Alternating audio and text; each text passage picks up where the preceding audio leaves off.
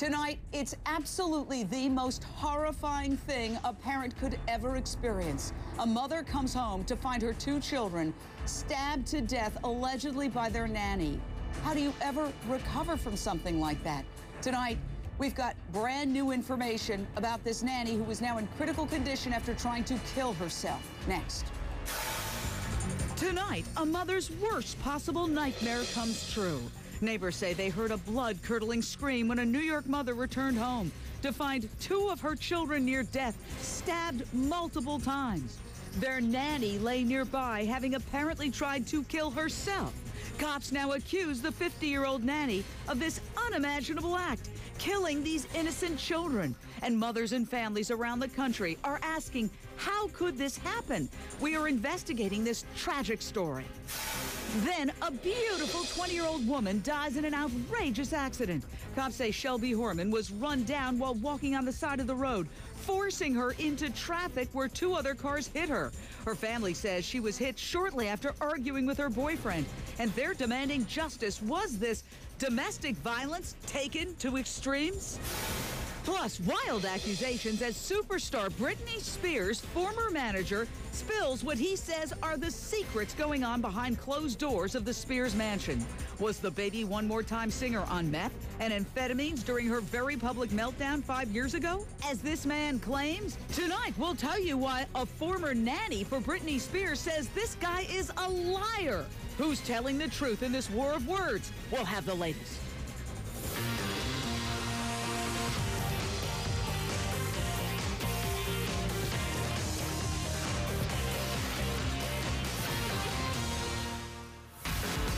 Neighbors could hear blood-curdling screams when a New York mom arrived home to find two of her young children killed. There's no other way to describe it, just a horrible tragedy on New York's Upper West Side. A mother, she comes home, she finds her young son and daughter in the bathtub, stabbed to death. The nanny was on the floor. She apparently stabbed herself.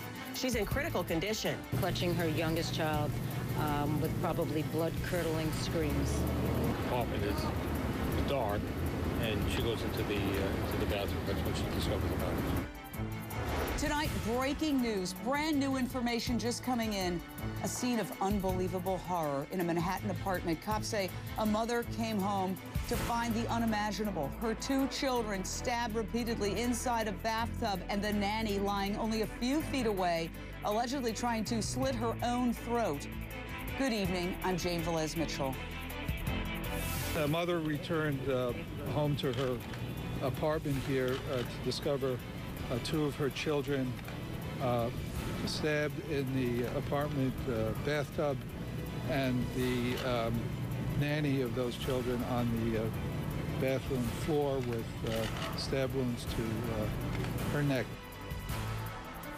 Cops arrested 50-year-old nanny Yoslyn Ortega, saying she murdered 2-year-old Leo Krim and 6-year-old Lucia Krim with a kitchen knife.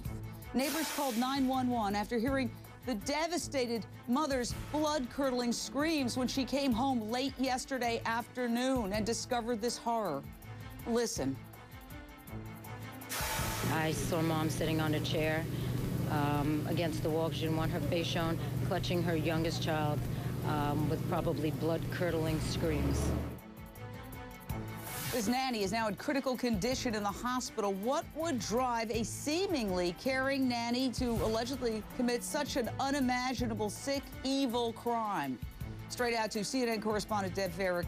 Deb, you've got new information just coming in. What is the very latest on this such a horrible case? It's devastating because every parent all over the country knows what it is to entrust a child to the care of a nanny, to a babysitter, to anyone. It is a gigantic leap of faith. We are learning tonight that the nanny who was suspected of killing those two children, that in fact she was seeking psychological help. This is according to reports from Ortega's family, and police right now are working to corroborate those reports. They cannot talk to Ortega because she is heavily sedated, she is intubated, so they cannot even begin to question her. They have been able to question the mom, Marina Krim, and what the mom says is that she came home to the apartment because the nanny failed to show at a dance lesson with the two children. They were supposed to meet the third child there, and then they were going to all walk home together. Well, when the nanny failed to show, the mom came to the apartment. It was dark, curiously dark. And so she went to the doorman. The doorman said no. Everybody was still upstairs. That's when the mom walked into the bathroom and saw her two children in the bathtub, Jane, and the nanny on the floor, apparently stabbing herself in the neck, according to a police spokesman. The nanny had also slit her wrist. This is the horrific scene that this mom walked into. The father, he was away on business. He is an executive at CNBC. He was met at the airport by police who told him what had happened. Now, the Ortega is a naturalized citizen. We did get a statement from the mother, from the father's mother, and she says, my daughter-in-law is really hands-on. She always had kids with her. We don't have a clue as to what set the nanny off, and she calls her daughter-in-law the world's best mom. So this is really tragic, Jane. It's shaken everyone to the core. Our hearts go out to the Krim family. Our deepest condolences. There are no words. It's just a story that I think breaks everybody's hearts. The mother, this wonderful mother who writes a blog about her children, who was so involved in her little ones' lives, had taken her middle child, a 3-year-old, to get lessons. When she got back to the apartment, it was dark. She went to check downstairs. Did they leave? No. She comes back up, turns on the lights, and the nightmare unfolds. Listen to this. The mother may have left the apartment. She enters the apartment. She sees that the lights are out. She goes downstairs to the lobby. She's assuming that the nanny may have gone out with the children. She goes down to the lobby to ask the doorman if, in fact, they had gone out. He says no. She goes back up. The apartment is dark, and she goes into the bathroom. That's when she discovers the body. Now, even the police commissioner seems shaken up, and he has seen everything. We're now learning that this nanny had been trying to get, quote, professional help for psychological issues before this hideous event took place. According to the New York Post, police sources are telling at least the New York Post that she may have taken pills. So, Robbie Ludwig, psychotherapist, she may have taken pills, possibly, according to the New York Post, quoting police sources. She was seeking psychological help. Other neighbors mentioned she was acting nervously and seemed to have a vacant stare. Now, this is according to just some, reports from neighbors. What do you make of it? It's so hard to know. You know, we don't have enough details. When I first heard the story, I wondered if this woman had an untreated, agitated type of depression.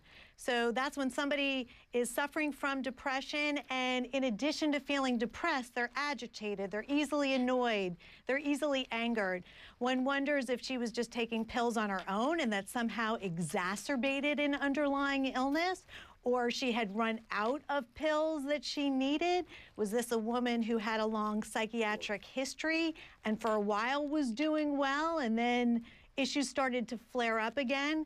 We also have to consider maybe this woman was having some kind of psychotic break. Remember Andrea Yates, who killed several of her children in the bathtub, and we found out later that she had a severe mental illness that was untreated? You know, it's very possible this was a nanny who was loved by the family and did very well for a period of time until she didn't. Speaking of loved by the family, this family, the Krims, did everything they could possibly do, everything under the sun to welcome this woman into their lives, to check her out. Just back this past February, earlier this year, this family, the Krim family, took a 9-day vacation to the Dominican Republic, and they visited with the nanny's family. And according to the blog, the mother's blog, everybody had a wonderful time. Quote, we spent half the time at our nanny Josie's sister's home in Santiago. We met Josie's amazing familia, and the Dominican Republic is a wonderful country. So it seems on the surface that Josie and the Crims had a great relationship. She had been working for them for almost 2 years. And I want to bring in Melanie Snare. You're a parenting expert. And the one thing we don't want to do is look at the parents. They did everything. I mean, these are some of the most involved parents you could ever see. Writing blogs, this mother talking about all the time that she spent with her child, describing their daily routine in a blog. Oh, they can't blame themselves, though, for this. This is something, like you said, they did everything they could, and my heart breaks for them. This is just such a sad, sad situation. And unfortunately, there's just people out there that are messed up people, and it's just heartbreaking for all of us that these 2 children had to be victims of whatever it is that's going on with this lady. Every parent, everyone is shaken by this. Deb Farrick, how did they meet this particular nanny? You know, by all accounts, the mom was so involved in the children's life, but when the 3rd child was born about 2 years ago, they decided that they were going to hire a nanny. This woman, Josie Ortega, was actually introduced to the Crim family by another family who knew the Crims. So there's that added layer. But think about this, Jane. The mom was out taking one daughter to swimming, had come back to take another daughter to dance. And you know, I was going through the blog and I was looking at all the pictures of these children. I mean, this was such a happy, loving family. You can see all these wonderful things that they did, the holidays that they celebrated, you know, the activities that the parents took them on. They took them to the lighthouse. They took them pumpkin picking. They, you know, celebrated Easter. They were just all this magnificent, unified sort of family. And now when you think about it, this 3-year-old child is left with these memories of these 2 siblings, and her parents have to try to make it right. It's a heartbreak. There's no other word.